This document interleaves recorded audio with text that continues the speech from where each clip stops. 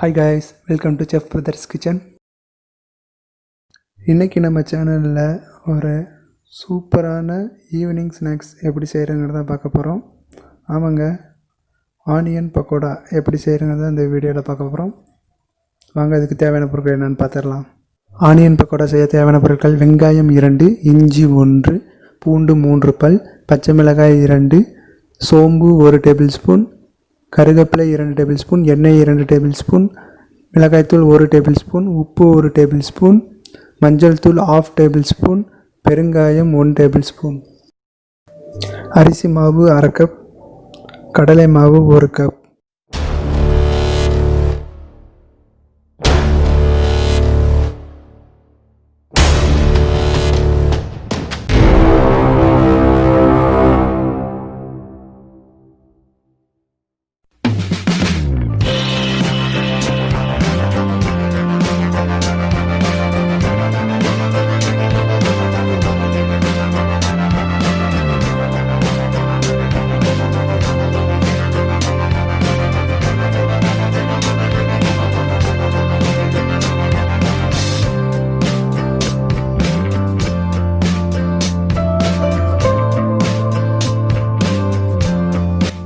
இதுதாங்க ஆனியன் பக்கோடா செய்ய தேவையான பொருட்கள்.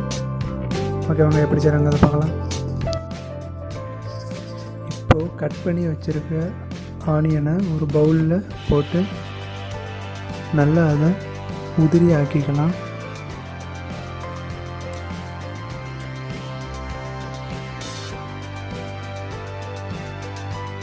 ஓகே, நெக்ஸ்ட்டு இஞ்சி ஆட் பண்ணிடலாம். பூண்டு தட்டி வச்சுருக்க பூண்டையும் ஆட் பண்ணிக்கலாம். சோம்பு, கிரீன் சில்லி, கருவேப்பிலை, அப்புறம் எடுத்து வச்சுருக்க மசாலா, சில்லி பவுடர், உப்பு, பெருங்காயம், மஞ்சள்தூள் எல்லாத்தையும் போட்டு ஒன்றா மிக்ஸ் பண்ணிக்கலாம். இப்படி மிக்ஸ் பண்ணுறதுனால நம்மளுக்கு மசாலாஸ் எல்லாம் டைரெக்டாக ஆனியனில் ஒட்டிடும். ஸோ அதனால் நல்ல ஒரு டேஸ்ட் கிடைக்கும். நல்லா மிக்ஸ் பண்ணிக்கலாம்.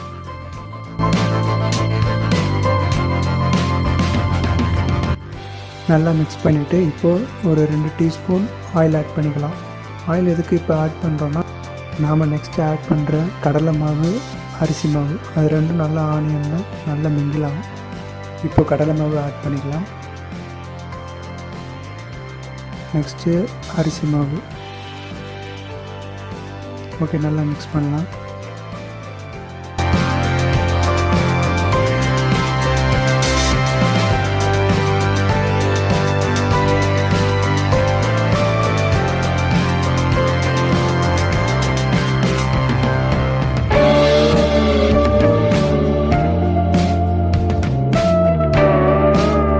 பக்கோடா ரெடி பண்ணுறதுக்கு வாட்டர் மட்டும் ஆட் பண்ணிடாதீங்க. ஏன்னா ஆனியனில் ஆல்ரெடி வாட்டர் கண்டென்ட் இருக்குது.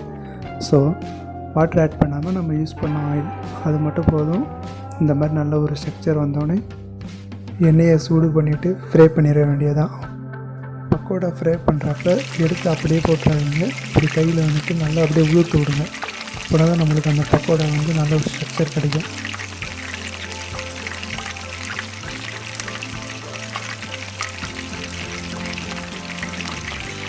நெக்ஸ்ட்டு பக்கோடாவை ஆயிலில் ஃபுல்லாக போட்டுட்டு உடனே கரண்டியை விட்டு மிக்ஸ் பண்ணிடாதீங்க.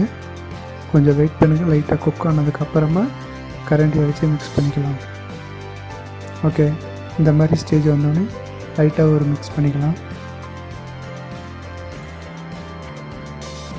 உடனே மிக்ஸ் பண்ணிட்டோம் அப்படின்னா மாவுலாம் அப்படியே பிரிஞ்சிடும். ஸோ அதனால தான் சொல்கிறேன்.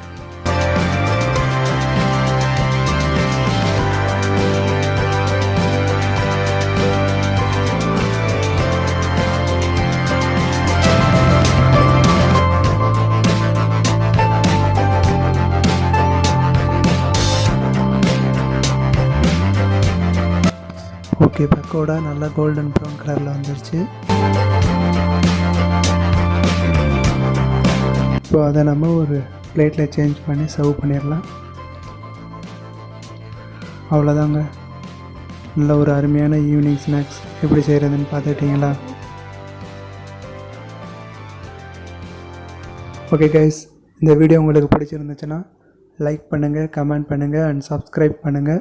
மறக்காமல் பக்கத்தில் இருக்க அந்த பெல் ஐக்கனை கிளிக் பண்ணுங்கள். அப்போ தான் நம்ம போடுற வீடியோ உங்களுக்கு நோட்டிஃபிகேஷனாக வரும்.